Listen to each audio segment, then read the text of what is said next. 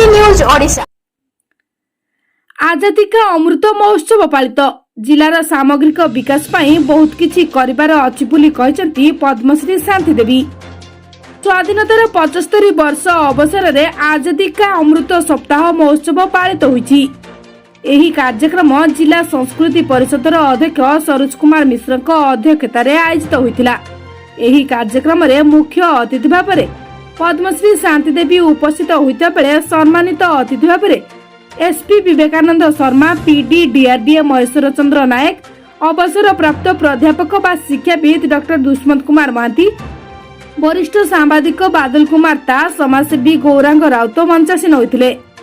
जिलापाल श्री मिश्र अभिभाषण रे कहिथिले जे देश स्वाधीनतार 75 वर्ष पर आज आमर विकास बहु शिखर रे पाद दैछि। आमर राज्य सरकार विभिन्न उन्नयन कार्य करी लोकंक निकटतर होइछन्ति। ठीक सेहीपरि समाजसेवी श्री राउत कहते जे भारत 75 वर्षर स्वाधीनता पर मध्य आउरी अनेक किछि करिबार बाकी रहिछि। आज मध्य समाजर अंधविश्वास, कुसंस्कार एवं नारी निर्यातना बारंबार घटुछि। तेबे गांधीजी को स्वाधीन भारतर स्वप्न केमिति साकार हेबो बोली कोहभरा कंठरे कहते। सेहीपरि वरिष्ठ सांबादिक श्री बादल कहते आम देशर संविधान ठारू कोनोसी देश संविधान बृहत नुहे। आम देशर समस्त लोकंक बाक शक्तिर अधिकार दियाइछि। 75 वर्षर आजादी आज आमको बहुत किछि दैछि। एठाकार आदिवासी निज आत्मनिर्भरशील, जहाँ तांको घर तैयारी ठारू खाद्य शस्य सामग्री निजे प्रस्तुत करती।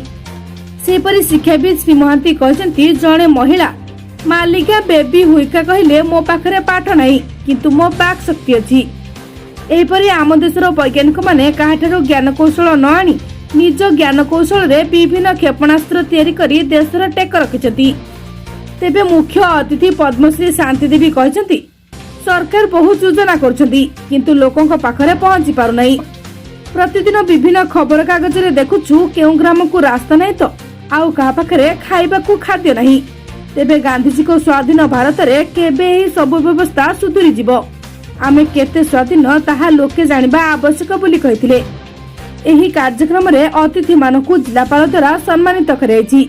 एही कार्यक्रम रे वरिष्ठ आईनजीवी ब्रजसुंदर नायक, वरिष्ठ नागरिक संघर सभापति विनोद पंडा, गवेषक श्रीरंग नायक एवं आदिवासी नेत्री श्रीमती विदुलता हुईका, संस्कृति महिला क्लब सभापति सुजाता मादला, जीसीडी वर्कर्स क्लब सभापति सुरेंद्र प्रसाद साहू, पूर्वतन जिला सूचना और लोकसंपर्क अधिकारी जलंधर पुसिका, सेन चुरियान सभापति राजेश पाढ़ी, गणमाध्यम विभिन्न संगठन सभापति और कर्मकर्ता माने, सांबादिक बंधु माने, मां संतोषी कला प्रतिष्ठान सभापति संतोष कांडी प्रमुख उपस्थित थिले।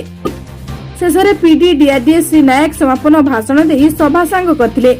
एही समस्त कार्य को जिला संस्कृति कार्यालय और जिला सूचना और लोकसंपर्क कार्यालय सौजन्यतारे परिचालन कराइथिला।